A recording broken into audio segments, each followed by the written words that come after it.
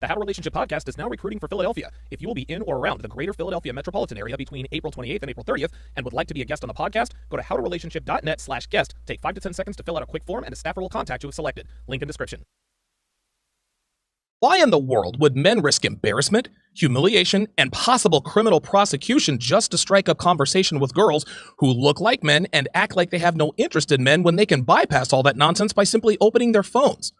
Tinder didn't ruin face-to-face interactions, Miss Horton. Women did. Tinder is simply the digital manifestation of the romantic female transformation. Girls don't want guys to approach them in public, they don't want to make an effort to look feminine and presentable in public, and they don't want to publicly display their interest in men. So Tinder was created to satisfy these objectives, and predictably, women are complaining about it. Enter to win a free Conference of Masculine Excellence virtual ticket. Just go to masculineexcellence.com/win, plug in your very best email, and you'll have a chance to win a free virtual ticket. Limited time only, winners notified via email, winners announced weekly. Everything around women encourages them to put off marriage and children so that they can have some fun and get it out of their system. Music, television shows, magazines, articles, videos, all of these mediums tell women that getting married young is demeaning and oppressive. Women like Amy Horton also bought into this lie. She wanted to live the bachelor life, meet the man of her dreams in her 30s, have a family, and live happily ever after, all while keeping everyone updated about the hookups and drama she's always involved in. But then reality hit. And now, at nearly 40 years old, Miss Horton is confused as to why she can't find a man. This is not the way she planned it. Scores of high-quality men are supposed to be chasing her, courting her, offering their hand in marriage. There's just one small problem. Men aren't following the script. They're not doing what they're supposed to be doing. They're not committing to a woman who's hooked up with dozens of guys, who's finally realized her worth and now regrets the many mistakes she made with the many men in her past. Amy Horton's about to have a rude awakening, and it is not going to be pretty. What's up, guys? It's your man, Donovan Sharpe, and I help men just like you become the very best versions of themselves by giving them the raw and honest truth about women. If you like this content, please like, subscribe, and share. So let's take a look at an article Miss Horton wrote about her rude awakening. It's entitled, quote, "I've gotten blown off by men so much lately that I'm literally questioning everything. The dating scene is getting worse and worse," she says. "If I had known a few years ago that things would deteriorate to this level, I would have found me a good man and locked him down. I had no idea that Tinder would come about and swiftly create the demise of good old-fashioned romance. I hate this new dating world I live in," she says. "I want nothing more than to destroy all dating apps and the awful way they've ruined actual interactions." When she says things would deteriorate, she's actually talking about herself. Now, she certainly doesn't realize she's talking about herself because surely she's every bit as attractive now at 38 as she was at 18. So the fact that she doesn't have as many options has nothing to do with her deterioration. Oh no, it's the dating market that's deteriorated. Even though the wall comes fast for women and their attraction drops precipitously, they are always the very last to know or acknowledge that they have indeed hit the wall. Amy Horton has no idea that Father Time is now collecting his debt for having given her absolute power over men for the better part of a decade. And she won't figure this out until a guy tells her, "I've never dated an older woman before." That is when it's going to hit her like a ton of bricks, and that will be a rude awakening. So she's saying that because of the deterioration of the dating market, there aren't as many good guys out there. But what she fails to realize is that there aren't as many good guys available to her. And her blindness to her own decline in value makes her think that there aren't as many good guys around. This statement literally says, "Where have all the good men gone?" Which of course is the calling card of a woman who's been passed around for an extended period of time. She says that Tinder has diminished good old-fashioned romance and that she hates this new dating world, which is actually kind of funny because she is actually on Tinder and has been for a while. Women cannot expect good old-fashioned romance if they're on dating apps. Ladies, if you want old-fashioned romance, then delete all of your apps and make yourself more approachable in the real world. You know, being kind instead of irritable, looking men in the eye instead of looking at your phone, dressing like a feminine woman instead of a 17-year-old hipster computer hacker. Girls are always confused as to why men don't approach as much as they used to. Well, the three main reasons are A, the West has literally criminalized approaching women in public by making catcalling and striking up conversation against the law in some areas. B, they're not approachable. And C, girls are online giving away their bodies like it's Halloween candy. Why in the world would men risk embarrassment, humiliation, and possible criminal prosecution just to strike up conversation with girls who look like men and act like they have no interest in men when they can bypass all that nonsense by simply opening their phones?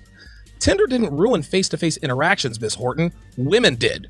Tinder is simply the digital manifestation of the romantic female transformation. Girls don't want guys to approach them in public, they don't want to make an effort to look feminine and presentable in public, and they don't want to publicly display their interest in men. So Tinder was created to satisfy these objectives, and predictably, women are complaining about it, especially the older women who are not getting as much attention as they used to. Instead of destroying all dating apps, how about women start acting like women again? That's the only way face-to-face interactions will ever make a comeback. There are so many available options that guys don't try at all, she said. It's like they're sitting there with a huge menu in front of them, and it's so overwhelming that they can't decide what to eat. If they try me out, she says, and I'm not immediately to their liking, they move on easily. There's no need for effort, and it's sickening. Of course they blow me off, she says. They barely even think of me as a human being. I'm just another face on a screen. Oh, how the tables have turned on Miss Horton. You see, gentlemen, what she is describing is the inverse of what she experienced in her 20s. In her 20s, she sat there with a huge menu of men in front of her. In her 20s, she was so overwhelmed that she couldn't decide what to eat, or in other words, who to hook up with. If the men she tried out were not immediately to her liking, she moved on easily. In her 20s, she didn't have to make any effort, and she blew off countless men. She didn't think of men as human beings. They were just another face on a screen. It's so funny when women complain when men play the game better than they do. A woman will lie to men, cheat on their boyfriends, use men they have no romantic interest in for free dinners, and take their husbands to the cleaners in divorce court. But as soon as one man plays the game better than she does and gets over on her, men are dogs, men are garbage. There are articles talking about girls who use men for free meals by misleading them about the romantic interest in them. Everyone praises these women for this brilliant plan. But then as soon as we get a guy like the Dine and Dash dater, now it's a problem. He gets jail time and national ridicule while women get a pat on the back. Women hate it when they do not have a decided advantage on the dating market, and there are only two things that put them at a disadvantage. Number one, they run up on a dude who plays the game better than they do, and number two, they get old. And this is exactly where Miss Horton is now. What she did with men in her 20s is exactly what is being done to her now, and she doesn't like it. Then she wants to whine about, I'm just another face on a screen. Cry me a river, Amy. Men constantly decide I'm too much work, she says. Because I have needs and feelings and I'm not some accommodating robot, I'm too much trouble to bother with. There are so many options online that they can just easily find some girl who doesn't require anything of them. I avoid all of the D-bags by refusing to let go of my standards, but I'm getting rejected by so many men that it's starting to screw with my head. It's funny when women describe their neuroticism and unrealistic expectations as needs and feelings. Girls are so impossible to deal with these days, it's no wonder dudes are only using them for bedroom fun. It seems that the less time you spend with a girl, the less of a headache she is. But here's Miss Horton's problem. When she says, I'm too much trouble to bother with, she has no idea that it means she's simply not worth dealing with anymore. Young, pretty girls get a lot more leeway in the way of dating because they're, well, young and pretty. It's a cost-benefit analysis. A female's youth and beauty make dealing with her nonsense worth it to some men. It's just like sports. The more talented player X is, the more shenanigans Team Y will put up with. Guys like Antonio Brown and Odell Beckham Jr. come to mind immediately. These guys are constant distractions in the locker room and in the media, but because of their talent and production on the field, teams tend to deal with it.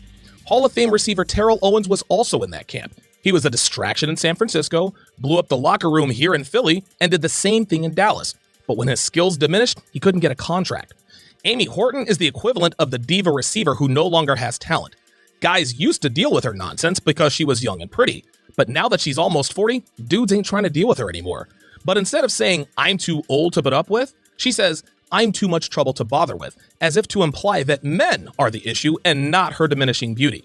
Then she complains that there are girls who don't require anything of them. This again is a female who expects men to cater to her for no other reason but that she's a woman, and is surprised that there are women who understand that, at their advanced age, beggars can't be choosers. These are the musings of a female who is grossly overestimating her own dating market value. The fact that she indirectly says that she requires things from these men is laughable. What exactly are you requiring, Amy? You want men to open doors for you? You want men to be a gentleman? You want men who treat you like a lady? Sweetie, you're almost 40. Wake up. You had your chance to dictate what you wanted out of men in your 20s. But because your attraction level is now next to nothing, you want to complain that other women your age have figured out that they're in no position to make ridiculous requirements of men? Then she says she's refusing to let go of her standards, and that's the problem. You'll take what you can get because your options are limited, and that is what's really screwing with your head. I get tossed aside, she says, so frequently that it's messing with my head. She continues, I had to delete all of the dating apps. I know that I'm a wonderful woman and a great girlfriend, but the callous disregard of men online made me question my own self-worth. I started thinking that maybe there's something really wrong with me, that these guys find me too intimidating and ambitious for them. In reality, I can't change the fact that they're so insecure. She, like most older women, blames everyone and everything but herself for her declining dating market value. Instead of acknowledging that she is older and less attractive, she blames the deterioration of the dating market. Instead of realizing that she's not worth the trouble anymore, she blames other women for having low standards and being too accommodating. Instead of understanding that her company outside of hooking up isn't worth dealing with, she instead blames men's laziness and cites that as the reason they don't have girlfriends. And then she says that men are afraid to meet up with her, instead of coming to the realization that dudes simply have better options than her. So now, here she is, blaming men once again for her own deficiencies. She's just too intimidating and ambitious for them. They're so insecure. You know, the funny thing is that she almost kept it real with herself when she said that she started to think that there's something wrong with her. But then she immediately reverses skate and goes right back to the insults, blaming men for not choosing to be with her. If she were such a wonderful woman and a great girlfriend, she'd be with someone. But she isn't, so she's not. And in order to sleep at night, she has to tell herself and others that there's nothing wrong with her, but something wrong with men. This is the typical rhetoric of females who are getting left behind for younger, kinder, more feminine women. I like who I am, she says, but it seems most guys don't. I'm tired of men who say one thing and then either back out of it or act completely the opposite. One minute, I'm the coolest, most genuine, interesting, grounded woman they've ever met. The next, I'm too much for them and they feel that I deserve better than them. Just be honest and quit with the lame cop-outs. I like who I am, but this pattern makes me feel bad. This is the classic case of a woman who is on her best behavior in the beginning. Like all women, she's cool and genuine and interesting. Of course she is. She's putting on a facade, a front, a mask. A woman can fake the funk for only so long. Eventually, she is going to show him who she really is. And if she's dealing with a man with options, he's not going to stick around to deal with her nonsense. Ladies, you cannot get mad when you look and sound like a Ferrari in the first few weeks, then moan and groan when he takes you back to the dealership after he opens the hood and sees the engine of a Toyota Camry. Then she talks about lame cop-outs, because surely she's never used a lame cop-out like, I need to find myself. I need some me time. I'm not being true to myself. Once again, Amy is upset that men are running the same gambit on her that she used to run on men. Like I said, women love the game when they win, but they hate it when men play it better than they do. Guys, how many women do you know that are like Amy Horton? And ladies, do you think it's fair that men are passing her up for younger women? Let me know in the comments below. If you like this content and you want to know how to avoid committing to the Amy Hortons of the world, for less than a Netflix subscription, you can become a patron. Access to my archive, my dating show breakdowns, my weekly webinars, and much more will be at your fingertips. The link is in the description.